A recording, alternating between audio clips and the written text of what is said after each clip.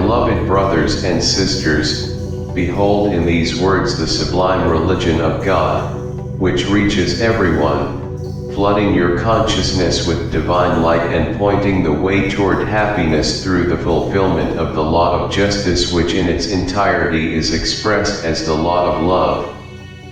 For, since God is justice, He is also love, and it is in universal love that all true justice rests.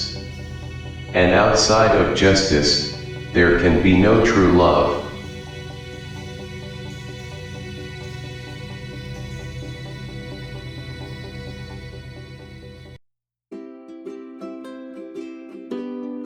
This is the universal religion, destined to reach all beings and to elevate every soul toward the Father, who invites us to find the path to true happiness through the freedom of our souls. With the deepest love, the Messiah speaks to us, honoring our free will and the sanctity of our conscience. He even calls us once again my brothers, just as he did in the previous message titled Universal Religion 05, the Messiah. He reaffirms to us that his divine essence comes from the same source as ours, from the same origin in the Father. Just as we were brought forth from the spiritual creative source in a moment of divine mercy, so too was the Messiah, and that is why we are truly brothers. By saying my brothers, he is pleading with us not to place him on a pedestal, not to worship him as someone distant and untouchable. For in doing so, we separate him from us, and his true desire is to walk with us, to illuminate our spirits from within. And when we say to him, "But we live in this world of sorrow and trials, while you dwell in the higher realms near the Father," he lovingly responds, "Yes, that is true, and it may take you a long time to reach where I am, but we have all eternity ahead of us to serve the Father's will together. Eternity will eclipse the centuries that still separate us, for we are already equal in essence." Because of this, and because of so much more, he now gives us another profound revelation, beginning with the word behold. He speaks with care, knowing how sensitive we can be, how quickly we reject what displeases us, how easily we turn away from unity. So, he gently asks us to consider everything he has revealed as part of the sublime religion of God, which reaches all. But what does this mean?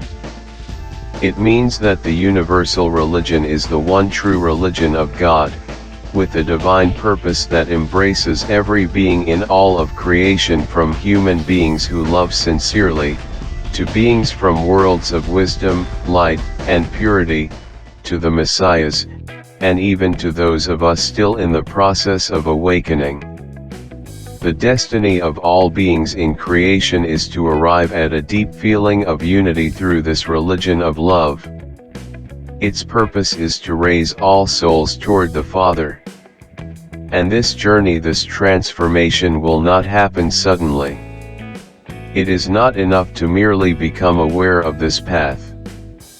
It will take time for us to truly feel what it means to be with the Father, to experience the unity of His love in our own souls. Our spiritual destiny, our perfection, is to feel one with God, to live in harmony with His love. This is the message God speaks to us through the Messiah. This universal religion, practiced in all spiritual realms above our own, is His religion. And its temple is found in every soul of creation. This is why it is sublime, because it is the expression of God's absolute love for His entire work. And what does this mean for us? It means that if we truly wish to leave behind our suffering, our doubts, our mistakes, and fears, if we want clarity and peace in the face of life's trials, this is the time to embrace this invitation. This is the religion of God, the path that will allow us to live life with a growing rhythm of light and truth. It is how we secure our future in a new and better way. When we accept this path, our lives are filled with light. Our consciousness will be flooded with light, and that means, flooded with the Father's love, flooded with true knowledge. For the Father's love contains everything, including all wisdom. By walking in the religion of God, we are filled with light, and in that light, we receive directly from the one true source, the impulse that leads to our spiritual growth. This is why it is the path toward happiness. Because we already know to live without love is to live without joy. That's why the Messiah says we are going toward happiness, because we have not yet fully felt it. Then he reveals how this happiness comes, through the fulfillment of the law of justice, which is entirely expressed in the law of love.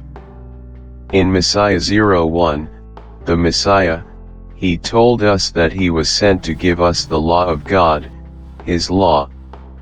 So if we are not loving in our daily lives, if we don't love what we do, how we work, eat, drink, and live, then we will not understand that love is the power that brings order, balance, and harmony to our actions. And through that way of being, we manifest the justice of God by living his law, which is love. This, in turn, brings the true feeling of happiness that the religion of God brings to those united with it.